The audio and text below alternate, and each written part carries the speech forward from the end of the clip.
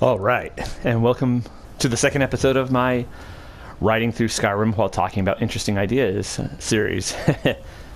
Today we're going to be going for another ride while I talk about beginner's guides and why I really like them, especially and or even for games that I'm very familiar with. But let's get going. You need to get a ride. So our horse is right over here again. These bandits don't need this horse. Never mind me, bandits. I'm going to burgle your horse. Now ain't this a surprise? Yeah, the thieves got thieved. Woohoo! Yeah. Alrighty.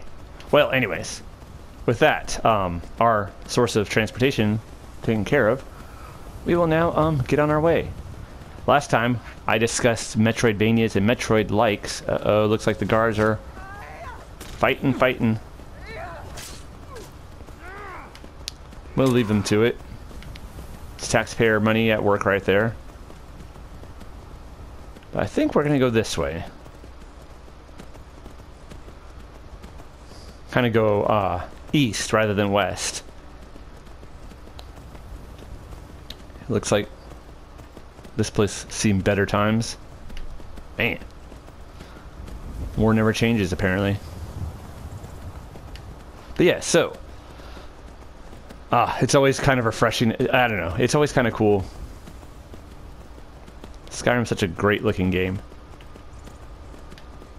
And if you it starts to get a little bit old and stale for you, you add a couple mods to crisp it up and it looks really good. Uh-oh. Bandits? Well, not our problem. Yeah, so, like I said, the subject today is beginner's guides and why I enjoy them so much. Especially, and even for, games that I'm very familiar with, that I've played lots of times. Hey, wolf. So, I think a beginner's guide, I want to make a distinction between between a beginner's guide and just kind of like a walkthrough. I mean, what do I mean by a beginner's guide? Let's just get away from that, dude. And this bear. Ay. Who knows? I thought it was going to freeze for a second. Not cool, man. But yeah, so, a walkthrough, is basically a guide through the whole game. Whereas a beginner's guide kind of just gives you kind of a heads up. Uh-oh, looks like someone came to a bad end. Kind of gives you advice on how to really just get started. Gives you some initial bearings for the game. This is especially valuable in games that are complicated or not exactly intuitive.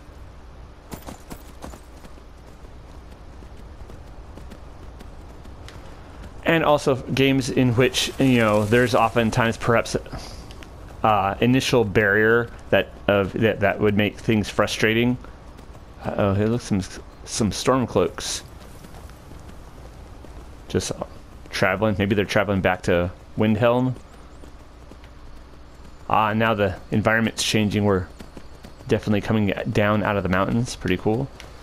So yeah, a lot of games this game is really good, but it's so frustrating at the beginning if you don't know. You see this a lot in Morrowind, to use an Elder Scrolls example. There's several things that, if you don't know what you're doing, they might be frustrating for you. Uh-oh, I think there's going to be a little fight. Those Stormcloaks and those Imperials are going to probably wind up duking it out. Like people don't know how to get a decent hit chance in... What the heck is this? Oh, wow. That person's like kicking those skeletons' bony butts. But, Morrowind's a perfectly approachable game, even for beginners. There's a few things that are not immediately intuitive that a beginner's guide can really help. There's also games that are just very complex. I recently was trying to play, what was it? Was it Might and Magic 6, 7, 8? I don't know, 6 or 7. And I'll figure it out someday. But I was like, my goodness, so much stuff going on. Oh, look at this tower. This watchtower completely got eaten out, probably by the river. Probably yeah, it looks like the ground became too soft and it collapsed. That's interesting. There's dark water crossing down there, but we're not going to go there. We're just going to still keep with the road. Oh geez, wow, they're jumping and flying. Oh, listen to that. Wow. I have my headphones on. Normally I don't play with headphones, and my goodness, that is an impressive sound, and it is raining. That's good.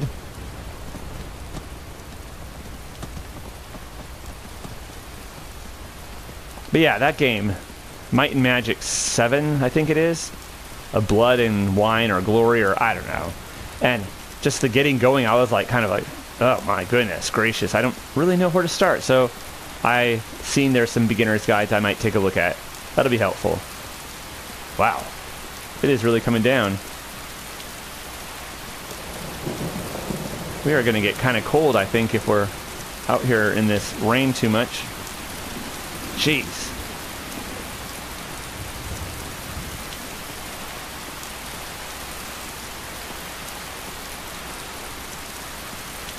But as I said, and so I think one of the first values of beginner's guides is if you literally are a beginner and you're either overwhelmed by the complexity of the game you're trying to play, or whether there's just some system about it that you just don't get, even if it's not overly complex, like Morrowind. You know, it's not super complex beyond, like, say, Oblivion or Skyrim, really, but especially Oblivion. But there are a couple systems that are a bit opaque, perhaps. Use a beginner's guide. Don't give up on the game in either one of these cases. But moving on to why I particularly love beginner's guides. Oh, there's a dog and some wolves. I wonder if they're gonna duke it out or whether they can be friendly. Uh-oh. Uh-oh. Looks like those guys picked a fight with a bear. I don't know if it's gonna work out for them or not. Is there any way you'd rather spend the day than Drinking, hunting brew mead. Working for chumps. Totes for chumps. I mean, I don't want to work either, but I do need to. No, that's a lie. I do enjoy working to a certain degree. Just, I don't want my life to be defined by working, but I do like working. I like my coworkers, usually. Usually. What a bunch of jerks. Whew, man. What a chilly reception. Yeah, so why do I like beginner's guides? Well, one, it's for a few reasons. Huge surprise, probably. But, what's this? Wow, cool. The first thing is... we're on to you. We know who you are. So Uh-oh. you better come with us right now. Oh, yeah. Ow! Dang bear. Bear took a chunk out of our horse. So the first reason I really like beginner's guides is, for a game I'm very familiar with, is that there's always that chance that you're going to find a trick or a tip or a way of doing things that you never thought of before. Ugh. Oh geez, this looks scary. I don't know if I'm going a smart direction. Uh-oh. Horsey, I think you may have chosen the wrong person to get absconded by.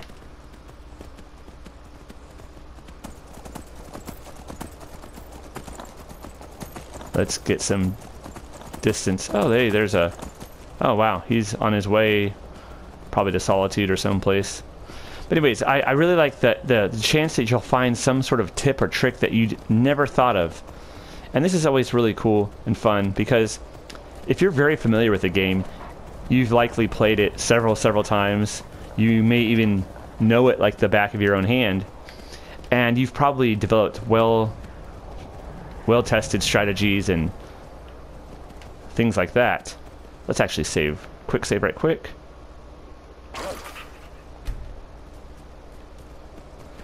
And that worked really well for you. But you know, it's very likely that other people also have interesting and or tried and true strategies that work well for them that are completely different than yours. I find that chance really interesting and intriguing, exciting even. Uh-oh. Looks like there's a skeleton horde giving someone the beatdown. Hey, we would help people normally, but yeah, this place looks like it's seen better days. Let's just pretend this didn't happen. Like for instance, you know, say with Skyrim, you might have played as, you know, a stealth archer a million times. Or maybe you don't even like stealth archers. You think it's too overpowered. Oh, okay. Whew, that startled me. I'm just going to go around Helgen here so we can continue on our way. There we are. But then maybe you dismiss archery then. It's like, oh, it's just stealth archer stuff. It's, you know, that's the meme-worthy OP way to play.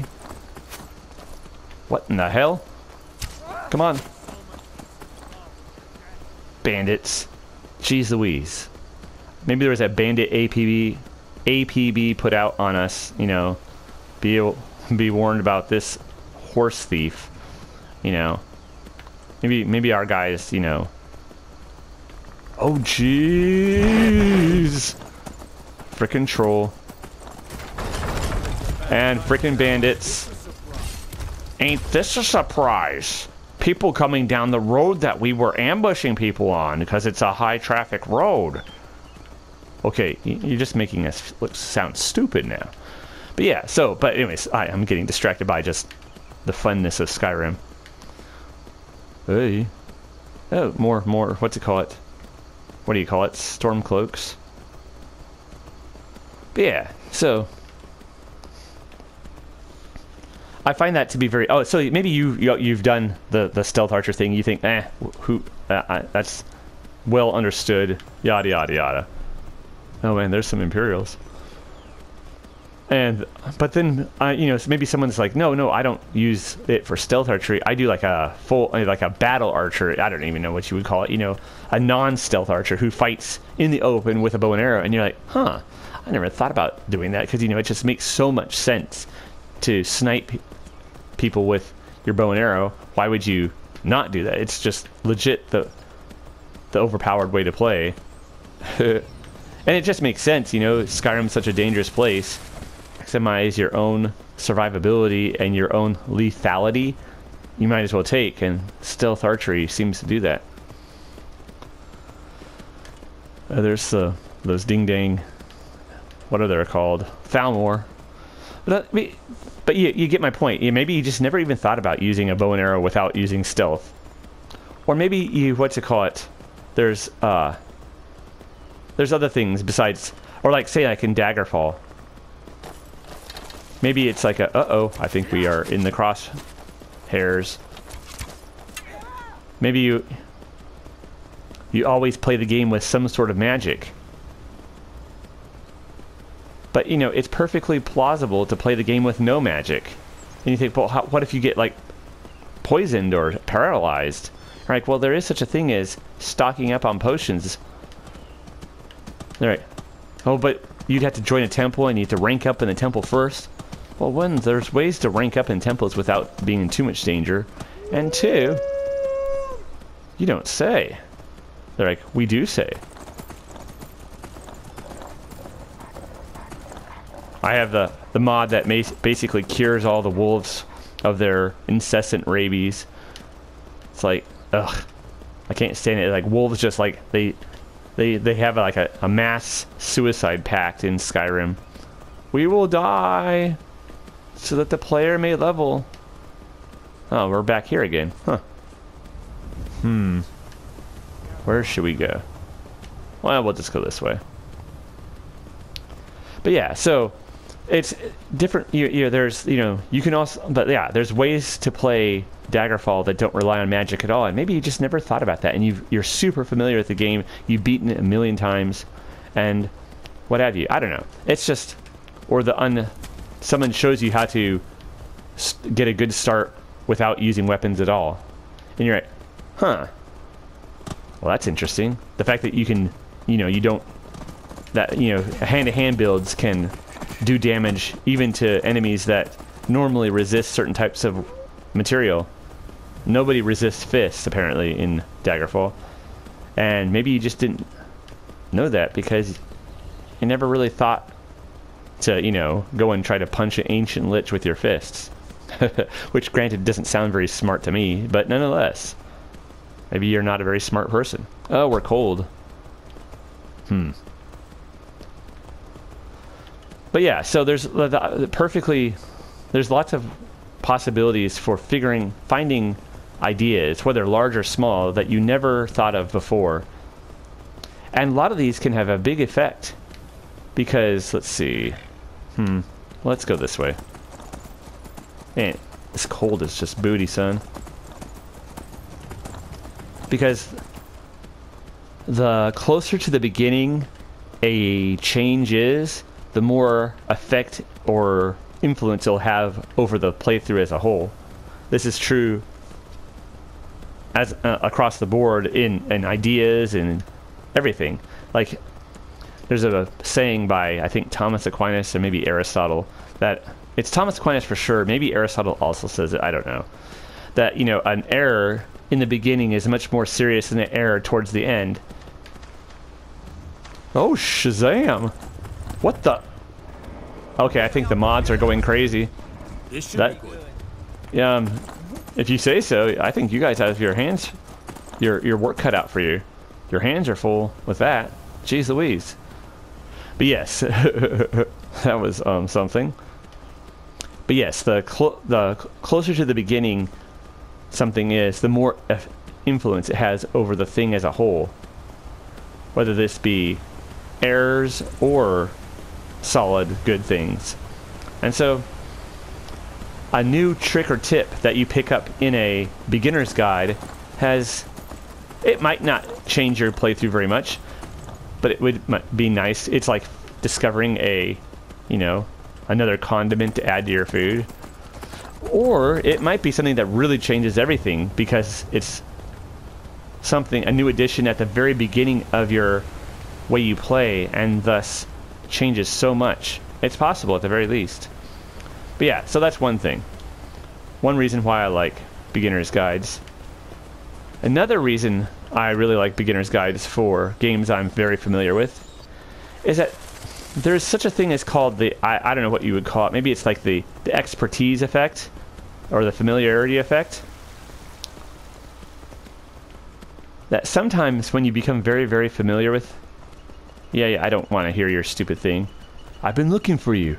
I got a weird modded item for you. Wow, look. Riverwood looks interesting. Mods are doing their work. But yeah, so when you become not overly familiar, but very familiar with something, or adept at something, there's a tendency to become distanced from its basics. There's even a temptation to start to look at basics to look down on the basics of a thing. Like, oh, well, yeah, that's good for, the noobs, but for me, patrician level self, that's just, whatevs. Uh-oh. What are you guys yelling about?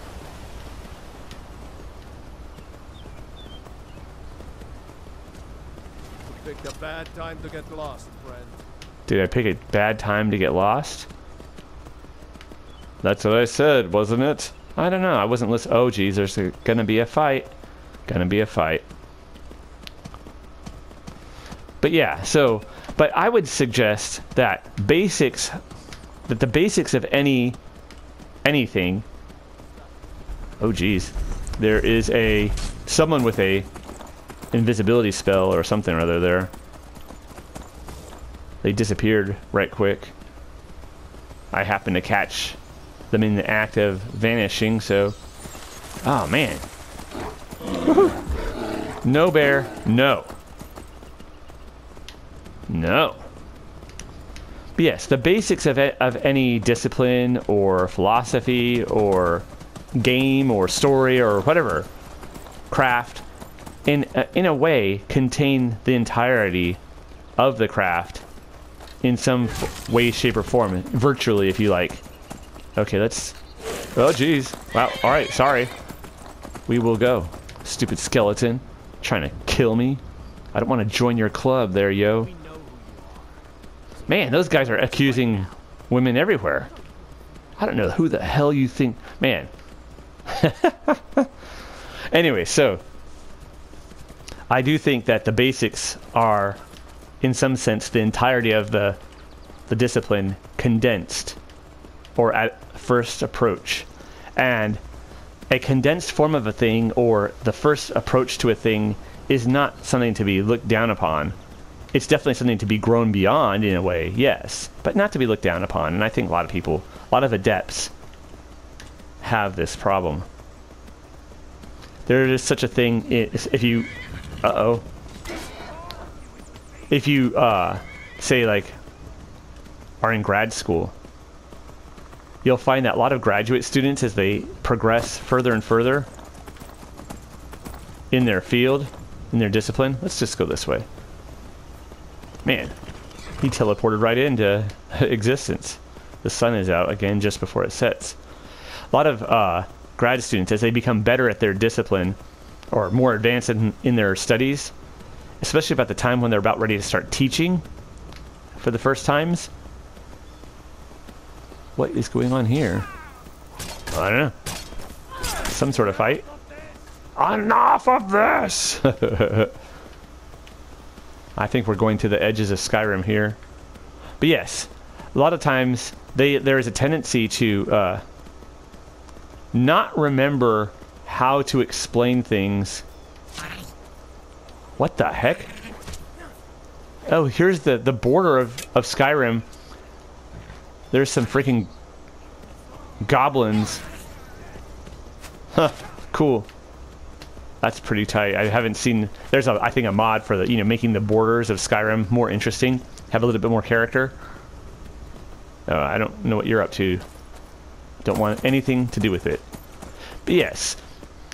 That you'll find that, here's a student who's, writing their dissertation, or maybe just finished their dissertation, is... in some way, shape, or form, one of the experts of their field, at least extremely knowledgeable, and yet they struggle to teach, sophomores intro to philosophy. And you're like, why is that? Well, one, maybe they just haven't gotten their teaching skills up, and that's definitely legit. Actually, I don't think I want to go this way. I want to go this way. It takes practice to teach. But two, even to explain their field.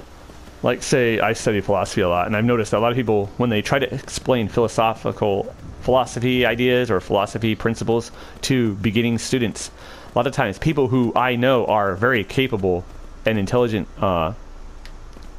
thinkers in their own right find it very difficult to teach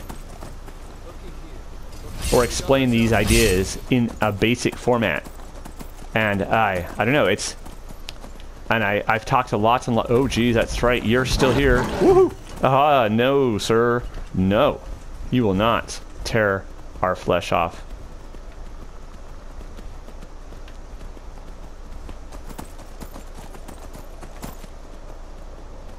And so, yeah. Generally. But it takes practice learning how to... Oh, Shazam! He is trying to kill us. Holy crap. It takes practice of, and attention perhaps, to be able to... What the living... I think we have troll curse. Troll curse. it is a difficult thing that takes practice to be able to return to the level of basic explanation once you become used to advanced work or advanced play or advanced whatever you call it, whatever the case may be. So if you're an expert player of a in-depth game RPG, it might actually be somewhat difficult to help a newbie player who has newbie problems. Maybe a specific question you could answer easily enough. Yeah, he's standing up on top of that rock, threatening those skeletons. They're like, here, come down, bro. And so that's what I think. A beginner's guide is, one, helpful for the player who's more advanced to kind of like return to and remind themselves how to do the basics of things. Let's get some food. Yes. I think making a beginner's guide is might be actually quite a good test of your mastery of a video game or of a philosophy or of a craft, whatever you're doing, is actually making a beginner's guide once you're far along, because I bet you if you look and try to do it, you'll find that it's more difficult than it seems, and that people who make good beginner's guides have not done something simplistic or silly or simple or easy or, oh, anyone could do that. That's just the beginner stuff. Yeah, but you have to think about, what does a beginner need to know? What is the first things a beginner needs to know? What are the most helpful things? Oh, that's a cow. Okay, I was like, what the heck is that? A giant skeever? It's not a giant skeever, pal. What are the most important things for beginners to know? And then you have the thing of like, what extra or new ideas or tips you might have that other beginners guides don't give. Because if you're just basically going to give the same information that every other beginner's guide gives, you might be better helping your audience by just recommending they check out your favorite beginner's guide or the beginner's guide that you think is best done. And that's helpful in its own right. For instance, if you want to get into Daggerfall but do more role-playing type builds, not just min-max type builds, I would suggest, say like, there's a new channel on YouTube, Micah Raygun, and he does Daggerfall, and he has a really good guide to role-playing, like role-playing in Daggerfall and building a role-play character. And he has another guy that he recommends as well. I can't remember his name. Oh, I don't remember. It doesn't matter at the top of my head. Uh-oh, that looks unfortunate. What a clown. What a clown. But anyways, yeah. There's this whole practice of returning to basics. It's something that I enjoy reading sometimes. Reading, what are they called? Introductions to philosophy. And I like to read them for schools of philosophy I'm not familiar with, because that's just really helpful. But even for schools of philosophy I am familiar with, I enjoy reading introductions to philosophy because of pretty much all the things I just said. One, they might have some ideas or some notions, and this is going to just get too cold, that I have not considered. And those tips and tricks are helpful, and I don't want to look down on a possible source of, basically upgrading my arsenal. And same thing goes with player guides, beginning player guides. Further, there is such a thing of returning back to the basics again is a form of like the completion of your mastery of a subject. I remember hearing this old, well, I don't know how old it is, probably old, this little saying or story that, it's not a story I guess, but it's like about the Zen practitioners that to the beginning practitioner, the cup of tea is a cup of tea. You know, what do you want? I don't have much else to tell you about it. To the adept student who is quite advanced, the cup of tea represents all this and that, the other, the self, the drinking of the tea is the emptying of the self, yada, yada, yada. All these, you know, good principles that are of their school. And so the tea is anything but a cup of tea. But finally, for the master, once again, they're going to want their horse back. We're not giving it. It's probably not even their horse. It's probably... What the heck? Oh, wow. But anyways, yeah, the cup of tea, once again, for the master is simply a cup of tea.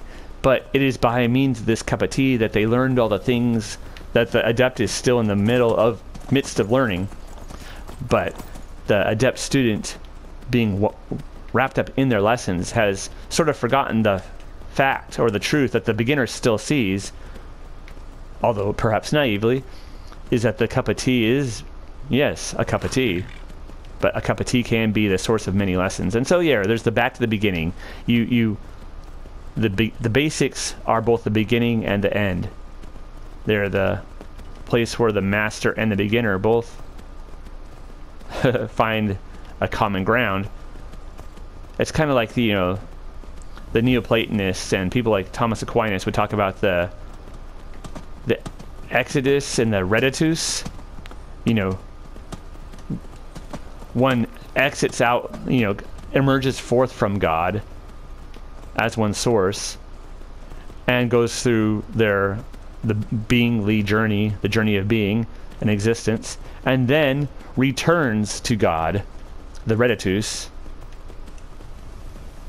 as the completion of that journey. And so the beginning and the end tie together. And I find that a well-written beginner's guide in some way can function in this way, even for someone who's very, very familiar with what the beginning guide is a guide to. I had thought about this for a long time, and then one day I was listening to, I think it was like on the radio, talking about some Buddhist school. I don't know which Buddhist school. They were talking about a Buddhist practice that monks who are quite well versed in their Buddhism sometimes will do a thing where they go back and do basic practices once again alongside the newbies,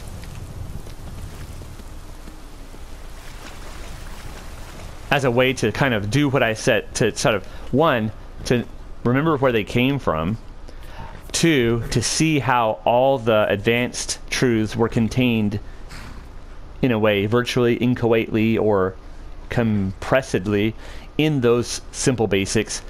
And three, how true mastery is when one is able to live out and know those truths, but do so through the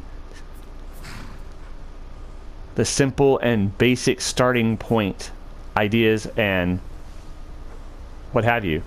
And so a true master of a video game of, like, say, like Morrowind, is going to be able to show their mastery of that game, not just because I think basically the ability to make a great beginner's guide that helps people get into the game, into a difficult game, is in some way a better proof of mastery than someone who's able to show you how to get, the such and such Daedric, you know, clause of, unzipping, at level 2, and then you can just cheese the rest of the game. It's all super easy. See how, and that's not, to my mind, that's, I mean, from a certain point of view, maybe that's like the min-maxers, the people who like to, let's see if we can undo things and kind of like tip over the cart. If that's what you want to do, that's one thing. But I think it's another thing altogether, and a better proof of mastery, that you can teach the beginners how to approach the game for themselves and become adept at the game themselves. So anyway, so why I like beginning guides, beginner's guides. Oh, really? Oh, that's cool. We got to check this out. But yeah, so, and our horse is going to go back to his cart. Let's go sit by this fire. But yeah. Why I like beginner's guides, even for games that I'm very, very familiar with. One, they're very helpful for other people who are trying to get into the game that you like. Two, they're good exercises for you. I've been looking for you. Got something I'm supposed to deliver. Your hands only. Alright. Let's see here. Looks Really? like that's it. Got to go. Well, as he said, we do need to go. He's been chasing me all over Skyrim, trying to deliver that to me. But anyways, yeah, so I think they're helpful for new players who are trying to... They're good for helping new players get into the games that you like. Two, they're good for learning new tricks and approaches that you might not have thought of before. And three, that's cool. They are good for sort of helping you accomplish your own mastery by being able to return to the basics of things after you've become quite adept and quite advanced. That putting that final capstone in your mastery of being able to see and accomplish the advance in the basic and simple. So yeah, I don't know. And that's, I don't know, it's pretty cool. That's why I love beginner's guides.